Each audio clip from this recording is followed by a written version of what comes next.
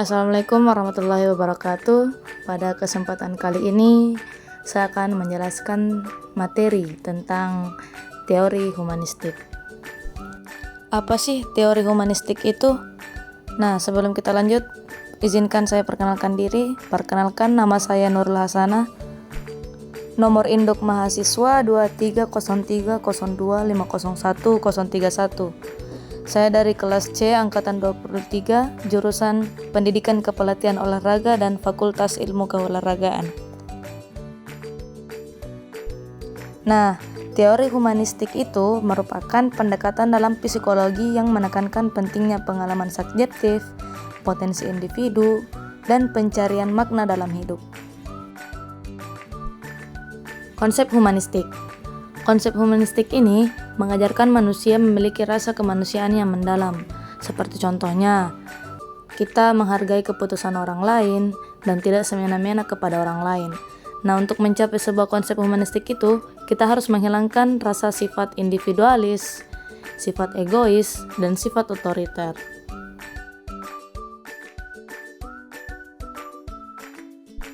Dalam teori belajar humanistik, tujuan belajar adalah untuk memanusiakan manusia.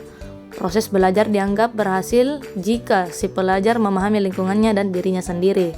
Siswa dalam proses belajarnya harus berusaha agar lambat laun mampu mencapai aktualisasi diri dengan sebaik-baiknya.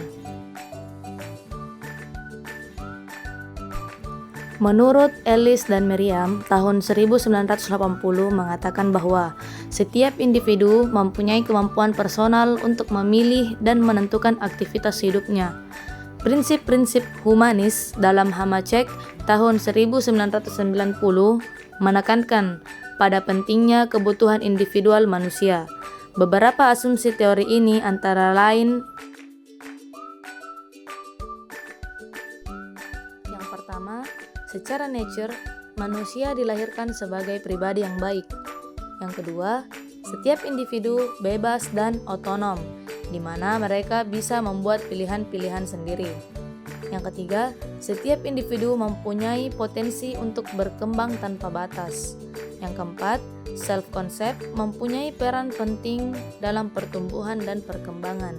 Yang kelima, setiap individu mempunyai kemampuan untuk mengaktualisasikan diri. Yang keenam, masing-masing individu mendefinisikan realitas. Yang terakhir, yang ketujuh, setiap individu mempunyai tanggung jawab untuk dirinya dan orang lain. Menurut Peterson dan Maslow dalam Hemstra dan Sisko tahun 1990 mengatakan bahwa tujuan dari pendidikan adalah membangun aktualisasi diri. Individu mempunyai potensi untuk berkembang menurut kapasitasnya dan berhak menentukan jalan hidupnya tidak terikat oleh lingkungan. Oleh karena itu, proses belajar dianggap berhasil jika si pelajar memahami lingkungannya dan dirinya sendiri. Tokoh dan konsep humanis. Arthur Chomsky. Chomsky menekankan pada konsep kebermaknaan atau meaning dalam belajar. Belajar terjadi bila mempunyai arti bagi individu. Menurut Chomsky dalam Soemanto tahun 2006, guru tidak bisa memaksakan materi yang tidak disukai atau tidak relevan dengan kehidupan mereka. Anak tidak bisa matematika atau sejarah bukan karena bodoh, tetapi karena mereka enggan dan terpaksa. Juga karena merasa sebenarnya tidak ada alasan penting untuk mempelajarinya.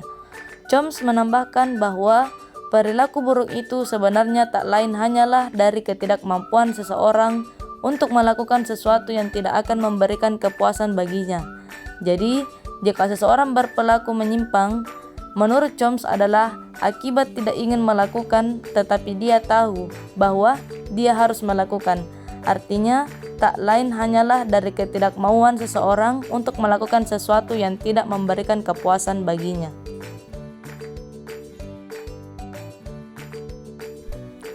Next, seorang guru harus memahami perilaku siswa dengan mencoba memahami dunia persepsi siswa tersebut.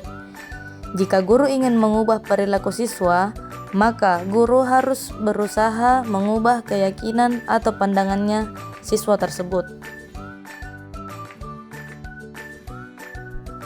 Chomsky dalam Soemanto tahun 2006. berpendapat bahwa banyak guru membuat kesalahan dengan berasumsi bahwa siswa mau belajar apabila materi pelajarannya disusun dan disajikan sebagaimana mestinya. Menurut Chomsky, arti tidaklah menyatu pada materi pelajaran itu, tetapi bagaimana membawa siswa untuk memperoleh arti bagi pribadinya dari materi pelajaran tersebut dan menghubungkannya dengan kehidupannya. Chomsky dan kawan-kawan dalam Soemanto tahun 2006 menyatakan, untuk memahami tingkah laku manusia, yang penting adalah bagaimana dunia ini dilihat dari sudut pandangnya. Abraham Maslow. Teori Maslow didasarkan pada asumsi bahwa di dalam diri individu ada dua hal. Yang pertama, suatu usaha yang positif untuk berkembang dan kekuatan untuk melawan atau menolak perkembangan itu.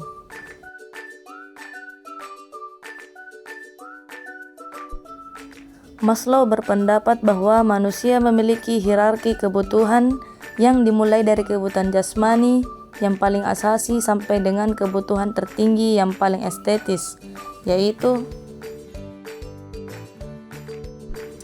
yang pertama, kebutuhan jasmani seperti makan, minum, dan tidur. Yang kedua, kebutuhan akan rasa aman, seperti kebutuhan kesehatan dan kebutuhan terhindar dari bahaya dan bencana. Yang ketiga, kebutuhan untuk memiliki dan dicintai, seperti dorongan untuk memiliki kawan dan berkeluarga, kebutuhan untuk menjadi anggota dalam suatu kelompok, dan sebagainya. Ketidakmampuan untuk memenuhi kebutuhan ini dapat mendorong seseorang berbuat lain untuk mendapatkan pengakuan dan perhatian. Misalnya, dia berprestasi agar banyak yang menyukainya sebagai pengganti cinta kasih.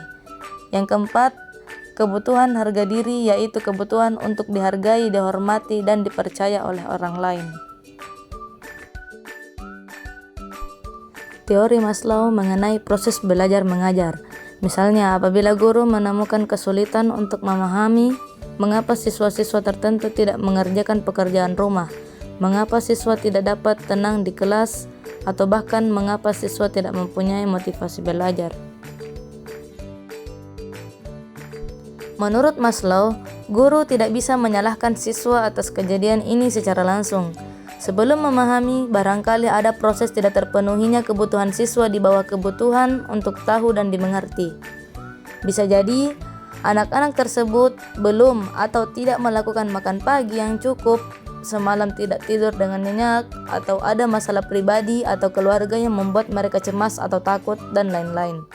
Yang penting diperhatikan dari teori kebutuhan Maslow ini adalah bahwa seseorang yang belajar harus memiliki motivasi untuk belajar, khususnya motivasi intrinsik.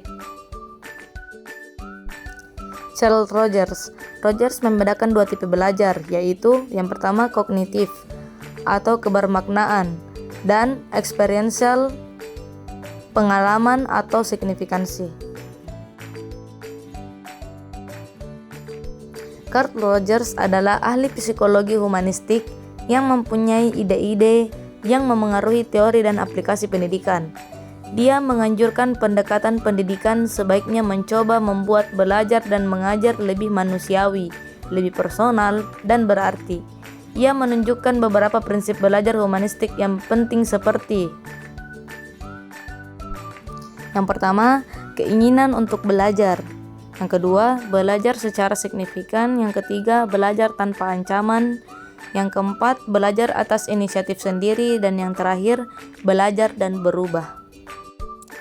Baiklah, itulah pembahasan terkait materi teori humanistik.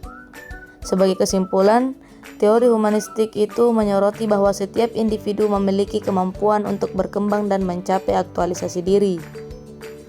Dengan demikian, teori ini memberikan perspektif yang optimis dan memberdayakan, membantu individu untuk mengeksplorasi dan merealisasikan potensi mereka secara penuh. Mungkin itu saja yang dapat saya sampaikan, kurang dan lebihnya mohon dimaafkan. Wassalamualaikum warahmatullahi wabarakatuh.